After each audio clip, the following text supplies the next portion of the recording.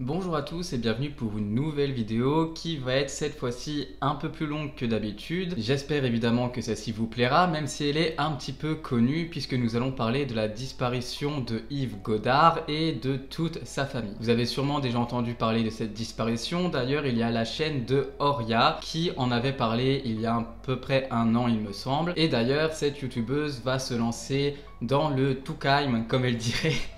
Donc n'hésitez pas à aller la suivre et si vous ne la connaissez pas, il y a d'ailleurs Rudy qui, via sa deuxième chaîne YouTube, avait fait un portrait d'elle qui s'affiche juste ici, donc n'hésitez pas non plus à aller voir sa vidéo. Avant de se lancer donc dans cette longue vidéo, il va y avoir vraiment beaucoup de dates et d'informations, donc n'hésitez pas à aller chercher un petit truc à boire, à manger et à vous installer confortablement. Et maintenant c'est parti pour la mystérieuse disparition de Yves Godard.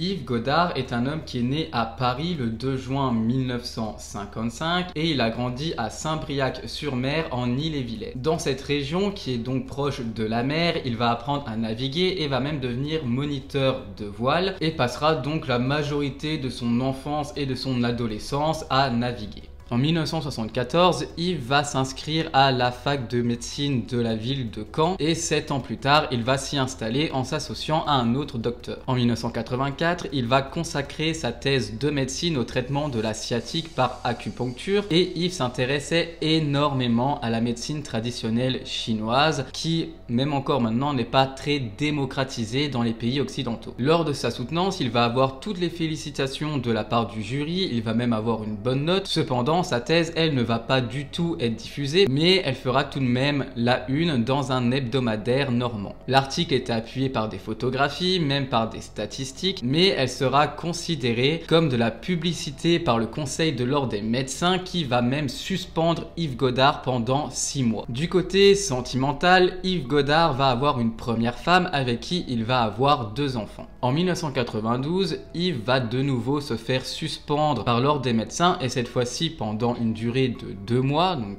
c'est déjà moins que la première fois, et il va être suspendu pour exercice illégal de la pharmacie. Yves aurait donc prescrit à ses patients des médicaments qui n'étaient pas forcément bons pour eux ou qu'ils n'auraient de toute façon pas dû avoir. Il est aussi reproché d'avoir traité des pathologies assez lourdes avec une méthode qui s'appelle les 3 acides, donc ce n'est pas ouf de nouveau pour la santé de ses patients. Il va en plus prescrire des médicaments qui sont interdits en France et évidemment Yves face à tout ça va recevoir très peu de soutien au niveau régional et d'ailleurs une pétition en sa faveur ne recevra que 45 signatures pour toute la France, donc autant dire que Yves n'avait vraiment très peu de personnes qui étaient de son côté. En 1993, Yves Godard s'était déjà séparé de sa première femme et c'est cette année-là qu'il va se remarier avec une femme qui s'appelle Marie-France qui elle aussi a 2 enfants. Yves et Marie-France donc ont chacun 2 enfants de leur côté et ils vont ensemble faire 2 enfants supplémentaires qui s'appellent Camille et Marius. Le couple va ensuite s'installer dans une maison que Yves est en train de rénover lui-même sur la commune de Tilly-sur-Seulles. Comme vous le voyez, Yves n'a pas toujours été hyper droit dans sa carrière et en plus de ça,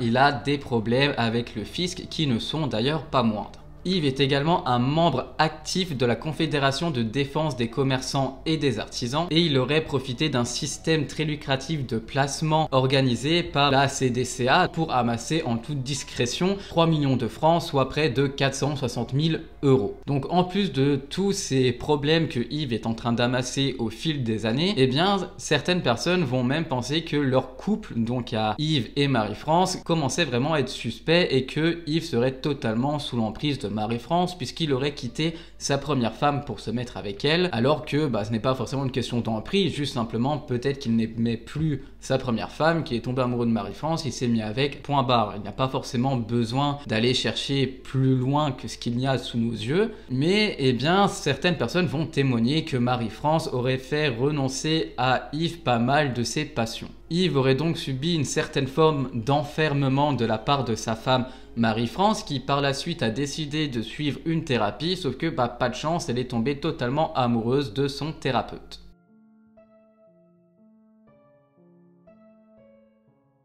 Maintenant que vous avez un petit peu plus le contexte familial et de la vie privée de Yves Godard, nous allons passer directement à sa disparition.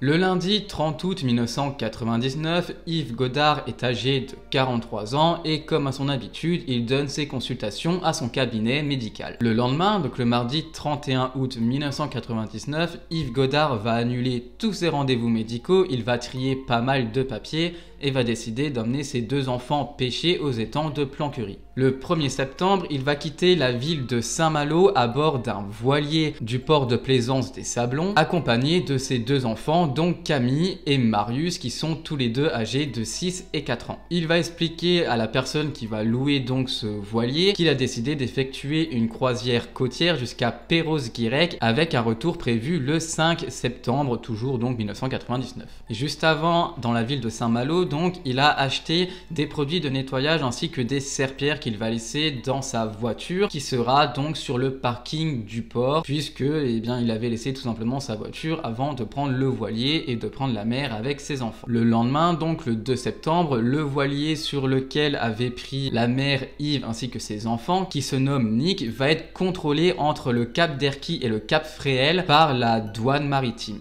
Les douaniers vont donc procéder tout simplement à un petit contrôle de routine et vont voir un enfant qui est assoupi sur le bateau. Yves va donc expliquer ce qu'il fait donc en mer avec ses 2 enfants en pleine semaine et l'un des douaniers, étant intrigué par l'histoire de Yves, va vérifier ses dires auprès du loueur de bateau qui se trouve donc au port de Saint-Malo. Le voilier de Yves semble ensuite rester quelques jours près de l'anse de Bréheuc sur la côte de Goëlo et le voilier va être identifié par plusieurs témoignages à Bréheuc entre le 2 septembre et le 5 septembre. Donc je sais que ça fait vraiment beaucoup d'informations et ce n'est que le début, donc je vais essayer au montage de vous faire un petit récap de toutes les dates et de tous les lieux parce que franchement c'est vraiment impressionnant et il faut vraiment réussir à garder le fil dans cette histoire. Donc parmi les personnes qui ont identifié le voilier Nick où se trouvait Yves ainsi que ses 2 enfants, il y a une vendeuse de gaufres du petit port qui va identifier donc cette famille et elle reconnaît formellement le médecin ainsi que ses enfants venus lui acheter des gaufres le 3 septembre. Le lendemain, donc le 4 septembre, le Nick, donc le voilier,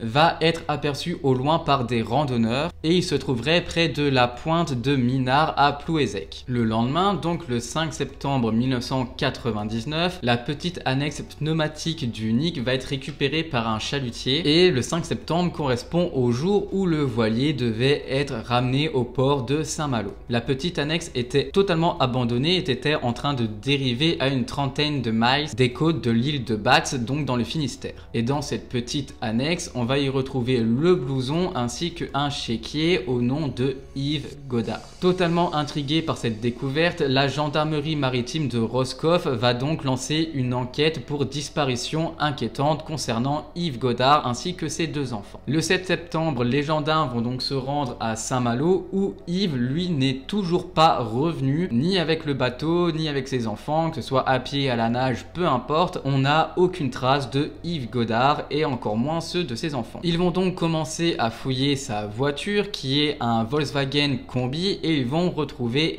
plein de traces de sang. Et en plus des traces de sang, ils vont retrouver des doses de morphine. Donc évidemment, ça ne commence vraiment pas à sentir bon concernant cette affaire. On a un père et ses 2 enfants qui ont disparu. En plus, en pleine semaine, ils sont partis faire du voilier. On ne sait pas du tout où ils sont.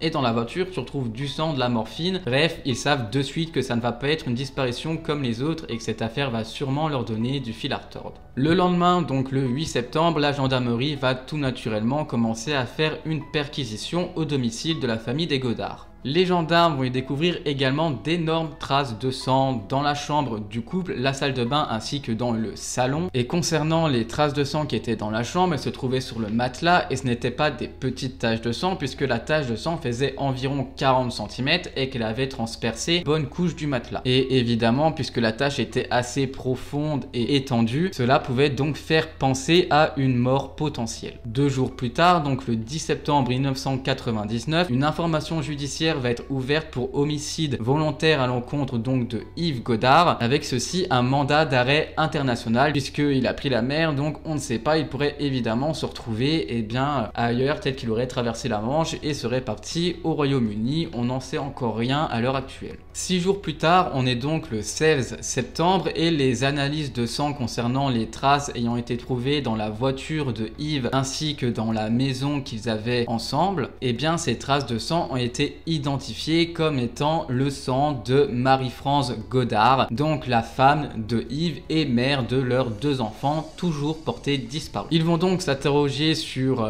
Marie-France puisque elle non plus on n'a pas de nouvelles, et ce depuis le 31 août, donc on a vraiment toute la famille qui a littéralement disparu. On ne sait pas où est Marie-France, sachant qu'on sait qu'elle n'est pas partie avec Yves et les enfants. Évidemment, suite à la découverte des traces de sang de Marie-France, des vastes fouilles ont été faites dans toute la région afin de retrouver le corps de Marie-France entre l'automne et l'hiver 1999.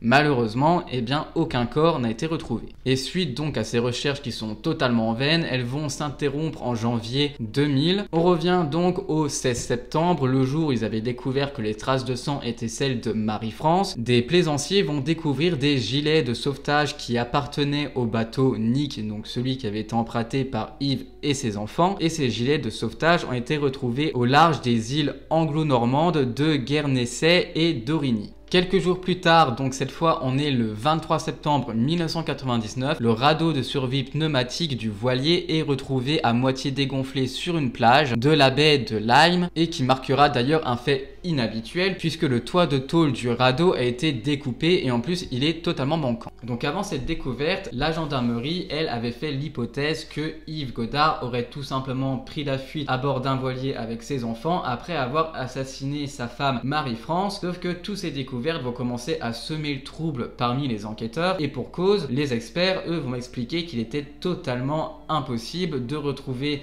ses affaires à ces endroits-là puisqu'il n'aurait pas pu être déplacé par la simple force du courant, et donc ce serait une personne qui aurait éventuellement dispersé ses affaires de manière volontaire à ces endroits-là. Un mois plus tard, donc le 14 octobre 1999, un hôtelier de l'île de Man affirme que Yves et ses enfants auraient séjourné dans son hôtel du 7 au 14 septembre 1999. Et ce témoignage va être le premier d'une série de témoignages qui vont signaler la présence de Yves Godard et ses enfants un peu aux 4 coins du monde, comme ce qu'il a pu se passer pour l'affaire de Xavier Dupont de Ligonnès, où tout le monde est à sa recherche, tout le monde le voit, mais finalement ce n'est jamais lui. Des témoignages vont d'ailleurs déclarer l'avoir vu successivement sur l'île de Lewis en Écosse, en Afrique du Sud, à Miami ou encore en Crète. On se retrouve maintenant 4 mois plus tard, on est le 16 janvier 2000, il y a toujours l'enquête concernant la disparition de la famille entière des Godard, et à ce moment-là, un sac de toile va être remonté par le chalut d'un pêcheur au large de l'île de Batz. Il va contenir de nombreux effets personnels de tous les membres de la famille, dont des vêtements, les permis de conduire du couple, donc celui de Marie-France ainsi que celui de Yves Godard, les cartes grises des véhicules, des chéquiers, le contenu entier du sac à main de Marie-France, des jumelles ainsi qu'un marteau vont donc être pêchés. Ensuite, il ne va plus rien avoir pendant 6 mois puisqu'on se retrouve maintenant le 6 juin 2000 où un coquiller va ratisser toute la baie de Saint-Brieuc au large d'Erquy. Sa drague va remonter à fragments de crâne humain que les pêcheurs rejettent de suite à l'eau. 4 heures plus tard, ils vont repêcher un nouveau crâne et cette fois-ci,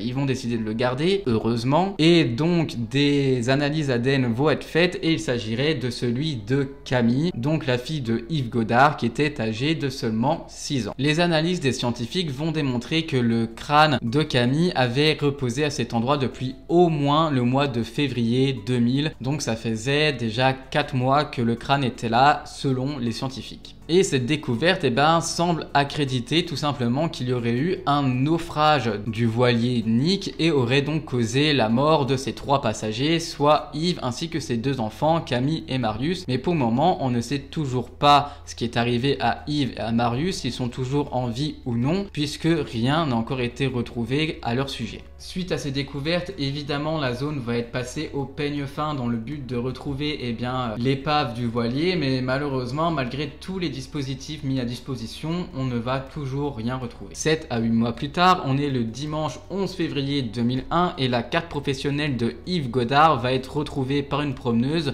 sur la plage de la Chapelle. Ensuite, le 22 février, une carte bancaire au nom de Yves Godard est découverte sur cette même plage par un habitant de Saint-Jacques. Ensuite, c'est de nouveau 3 mois plus tard, le 24 mai, que des promeneurs vont trouver une carte de crédit, toujours au nom de Yves Godard, toujours sur la plage de la Chapelle. Et donc évidemment, suite à ces 3 découvertes, une fouille minutieuse de toute la plage par les gendarmes va être orchestrée, pendant que d'autres personnes vont tourner aux environs à la recherche de l'épave du voilier, mais on ne va de nouveau rien retrouver ni sur la plage ni en mer. Mais malgré ces recherches infructueuses, le 3 juin, donc à peine une semaine après, une nouvelle carte de Yves Godard va être retrouvée par un plongeur sur le rivage de la plage. Donc ça commence à faire vraiment beaucoup de cartes, notamment appartenant à Yves Godard, qui vont être retrouvées aux alentours de manière assez suspicieuse, et en plus un an plus tard, on ne sait pas pourquoi elles arrivent successivement sur la plage. Donc pour les enquêteurs, à ce moment-là, il est certain que Yves Godard aurait fait une halte sur cette plage et aurait déposé donc tout le contenu de son portefeuille, et de nouveau une fouille va être orchestrée, mais aucune carte ou objet personnel appartenant soit à Yves ou au reste de sa famille ne vont de nouveau y être découverts. Mais malgré 2 recherches infructueuses, le 31 juillet, on va de nouveau retrouver une carte qui est donc, je le rappelle, la 5e carte qui va être ramassée sur la plage de la Chapelle. Donc déjà, on se demande comment ça se fait qu'une personne avait autant de cartes dans son portefeuille. Et ensuite, toutes ces cartes vont donc être analysées par des laboratoires qui, pour eux, vont affirmer que les cartes ont séjourné que très peu de temps dans l'eau avant leur découverte, donc, et qu'elles n'ont certainement pas été dans l'eau à partir de septembre 1999. Donc ça suggère l'idée que ces cartes auraient été intentionnellement déposées par la suite sur les plages afin qu'on les retrouve. Donc suite à tout ça, pour les enquêteurs ainsi que l'avocat de la famille de Marie-France, ils vont commencer à se dire qu'il y a sûrement un complice qui souhaiterait faire passer la disparition des Godard pour une mort accidentelle, et donc dépose de temps en temps une petite carte par-ci par-là sur la plage pour faire croire donc que le voilier se serait tout simplement échoué quelque part, que la famille serait toute décédée, et ce serait donc pour ça qu'on retrouverait peu à peu des cartes. Mais ça commence vraiment à faire gros, puisque toutes les cartes sont découvertes simultanément à quelques semaines d'intervalle, et à chaque fois que les gendarmes font des recherches, que ce soit en mer ou sur la plage, ils ne retrouvent jamais rien. Ensuite, on ne va plus rien retrouver pendant 2 ans, et 2 ans c'est quand même vachement long dans une enquête. Et pourtant, en août 2003, le 8 plus précisément, on va retrouver une mallette semblant appartenir à Yves Godard sur la baie de Saint-Brieuc. Mais les enquêteurs restent tout de même prudents, puisque ils n'ont jamais pu confirmer l'authenticité de cette mallette, et donc celle-ci pourrait être un canular de la part d'une personne soit qui est complice, soit qui s'ennuie, qui ne trouve rien d'autre à faire, donc ils ne la prennent pas forcément en compte. Ensuite, de nouveau, plus rien pendant 3 longues années, et on se retrouve le 13 septembre 2006, où cette fois-ci ce ne va pas être des cartes ou une mallette pouvant potentiellement appartenir à Yves, mais cette fois-ci ça va être des ossements. Donc le 13 septembre 2006, on va retrouver un fémur et un tibia au fond de la fosse des Casquets, et après analyse, ils appartiendraient donc à Yves Godard. De nouveau, un chasseur de mines de la marine va être envoyé dans la zone de la découverte de ces ossements pour y retrouver l'épave du Nick, mais encore une fois, on n'a toujours pas retrouvé. Donc finalement, ce bateau, depuis 1999, ça fait déjà 7 ans, on ne sait toujours pas où il a totalement disparu. Donc ça doit vraiment être pour les enquêteurs un réel mystère. Évidemment, suite à la découverte de ces ossements, ils vont déclarer Yves Godard comme mort et non disparu, et ça va donc éteindre l'action publique à son encontre, qui était d'un homicide volontaire concernant sa femme Marie-France. Mais cependant, malgré le fait qu'il n'y ait plus d'action à l'encontre de Yves Godard concernant la mort de sa femme, pendant tout ce temps, donc depuis 1999, on n'a toujours pas eu de nouvelles de Marie-France. On ne sait toujours pas où elle est, si elle est en vie ou décédée, même si vu la quantité de sang, on se doute évidemment qu'elle est morte, mais on ne sait toujours pas ce qui lui est arrivé, où son corps a pu être déposé. C'est vraiment un mystère mystère total. Donc pour le moment, on n'a toujours pas le corps de Marie-France. On a retrouvé des ossements qui appartiendraient à Yves Godard, donc lui il est déclaré mort. Leur fille Camille, âgée de 6 ans, le crâne a été retrouvé, elle est déclarée morte. On ne sait toujours pas ce qui est arrivé à Marius, même si évidemment depuis tout ce temps on suppose, parlons de 2006, hein, on suppose donc qu'il est mort. Et donc tout ceci aux yeux de la justice demeure comme un meurtre intrafamilial suivi d'un suicide maquillé en naufrage ou d'un accident. Donc évidemment le dossier judiciaire lui n'est donc pas immédiatement classé. L'affaire est toujours plus ou moins en cours, même si elle demeure totalement au point mort. Suite à tout ça, ce sera donc le 27 janvier 2007 que de nouveau les recherches concernant le corps de Marie-France Godard vont de nouveau reprendre. Il serait quand même temps, puisque je vous rappelle que ces recherches s'étaient arrêtées en janvier 2000, donc ils ont quand même attendu 7 ans avant de se remettre à la recherche du corps de Marie-France. Et suite à une lettre anonyme qui donnera des indications aux gendarmes, ils vont fouiller les débarras d'un cimetière de Lingèvre qui est situé à environ 5 km du domicile des Godard, où dans cette lettre il est écrit que le corps de Marie-France s'y trouverait. Et évidemment, suite à leur recherche et à cette lettre, la gendarmerie va retrouver des ossements à l'endroit indiqué, mais malheureusement, ça dépend comment on voit les choses, après analyse, ces ossements ne sont pas du tout ceux de Marie-France. Ensuite, presque 2 ans après, on est le 14 décembre 2008, une nouvelle carte au nom de Yves Godard va encore être miraculeusement découverte, alors que je vous rappelle qu'il a disparu en mer en 1999. Donc on est quand même 9 ans plus tard, ce qui n'est pas rien du tout, sachant que cette carte a été retrouvée en parfait état de conservation. En plus, c'est une carte de mutuelle, donc généralement les cartes de mutuelle sont en papier légèrement plastifié, mais bon, en mer ou sur une plage, c'est pas vraiment ce qui va tenir pendant 9 ans, ça va vite se détériorer, voire même peut-être presque se détruire, et là elle est vraiment en parfait état de conservation, et elle va de nouveau être retrouvée sur la plage de la Chapelle, ce qui va de nouveau relancer l'action en justice. Ensuite, de nouveau le point mort jusqu'en 2011, où un auteur au nom de Éric Lamasson va écrire le livre L'assassinat du docteur Godard, et lui il va mettre en lumière une nouvelle piste concernant cette affaire. Éric Lamasson va donc mettre en lumière une nouvelle piste qui serait plutôt financière, voire à la limite mafieuse, puisqu'elle s'appuie sur une série d'assassinats autour donc de la Confédération de défense des commerçants et des artisans dont Yves Godard faisait partie, et il était d'ailleurs un membre très actif de cette confédération. Cependant, un an plus tard, le 14 septembre 2012, le juge d'instruction va rendre une ordonnance de non-lieu concernant la disparition de toute la famille Godard. Dans son réquisitoire, le parquet va relever que la seule hypothèse que l'on peut exclure est que la disparition de la famille s'explique par un simple accident de mer. Même si c'est la piste la plus probable, on ne peut affirmer formellement qu'Yves Godard est l'auteur de l'homicide. C'est donc un non-lieu faute de charge, selon Alexandre de Boscher, procureur de la République de Saint-Malo. Ensuite, plus rien n'a avancé dans cette affaire, et puisqu'on n'a toujours pas retrouvé ni le corps de Marie-France ni celui de Marius qui était âgé de 4 ans, le 7 décembre 2015, le tribunal de grande instance de Caen vont déclarer Marie-France et Marius comme officiellement décédés, ce qui pourra donc déclencher l'ouverture de la succession concernant leurs biens. Et voilà, donc toute la famille Godard, Yves, Marie-France et leurs 2 enfants sont officiellement déclarés morts. Donc maintenant on va commencer à parler des théories concernant la disparition de la famille Godard. Ça va être un petit peu plus léger puisqu'on va arrêter de parler de dates, de découvertes, puisque j'imagine que c'est vraiment lourd. Même moi, en écrivant cette histoire, j'hallucinais par le nombre de dates qui étaient dedans, le nombre de découvertes vraiment étranges, et au final c'est vraiment compliqué de donner un avis et de pouvoir imaginer ce qui s'est vraiment passé dans cette disparition. Et donc certaines de ces théories, elles vont viser des problèmes conjugaux qui auraient donc mené au meurtre de Marie-France par Yves Godard, et donc ce serait ensuite enfui avec ses 2 enfants, et sûrement qu'il avait prévu un suicide collectif et qu'il voulait peut-être mourir juste en mer avec ses enfants, puisque la navigation était l'une de ses passions, donc peut-être que pour lui c'était le must-have de pouvoir se suicider en mer avec ses enfants, on ne sait pas.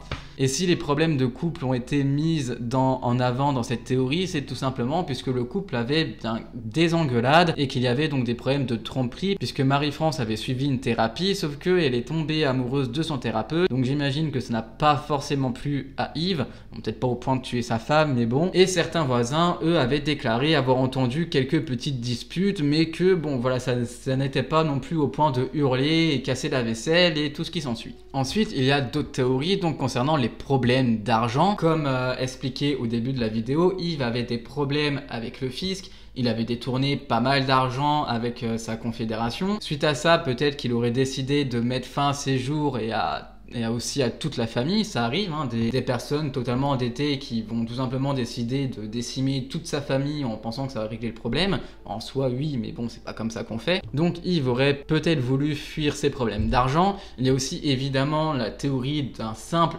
accident, mais l'accident, même si celui-ci pourrait être bon, enfin même si ça peut être vraiment une bonne théorie, et bien ça exclut totalement Marie-France, puisque voilà, Yves Godard qui ferait un accident en mer avec ses enfants, voilà, malheureusement ce sont des choses qui arrivent, donc c'est possible, mais ça n'explique pas pourquoi Marie-France est disparu, qu'on ne retrouve pas son corps et qu'il y avait d'énormes quantités de sang dans la voiture de Yves et au domicile du couple de Marie-France, donc on soupçonne qu'elle a été tuée. Donc cette théorie ne tient pas vraiment la route. Il y a donc, oui, cette théorie qui serait partie avec ses enfants après avoir tué Marie-France, mais il y a aussi une autre théorie qui dit que Yves Godard aurait été assassiné à cause de ses problèmes d'argent du CDCA, donc sa confédération, puisque un an après, le leader de cette confédération a été lui-même assassiné et son bras droit a également été mort par accident dans un avion. Donc ça fait quand même pas mal de morts dans cette confédération qui pourrait penser, puisque Yves était vraiment un membre actif, que pour X raisons, il aurait été liquidé, lui ainsi que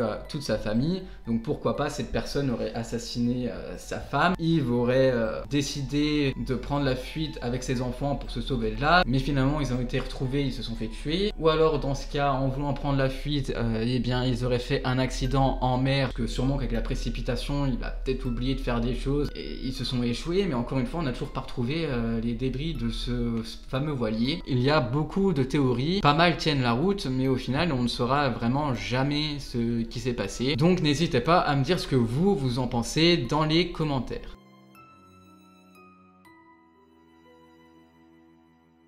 Voilà tout le monde, c'est donc tout pour l'affaire de Yves Godard. J'imagine que celle-ci a été assez lourde en quantité d'informations, mais j'espère quand même que celle-ci vous aura plu et que ça a été un moment agréable pour vous. N'hésitez pas à me dire ce que vous en pensez dans les commentaires, si vous avez vos propres théories, ce que vous pensez qu'il a pu arriver à toute cette famille qui a mystérieusement disparu, et je trouve ça d'ailleurs dommage qu'on n'en parle pas autant. Et je trouve ça d'ailleurs dommage qu'elle n'a pas vraiment été hyper médiatisée comme Xavier Dupont de Ligonnès a pu être médiatisé. Quand on parle de la famille des Ligonnès, tout le monde sait plus ou moins leur disparition et du moins est au courant de cette affaire, alors que la famille Godard, qui est quand même une affaire assez similaire, puisque toute une famille a littéralement disparu et n'a pas été retrouvée, et bien celle-ci n'a pas été autant médiatisée et je trouve ça assez dommage. En tout cas, quoi qu'il en soit, j'espère que cette vidéo vous a plu et si c'est le cas, n'hésitez pas à mettre un petit like, des commentaires, à vous abonner juste en dessous et on se retrouve très prochainement avec Murders Explained.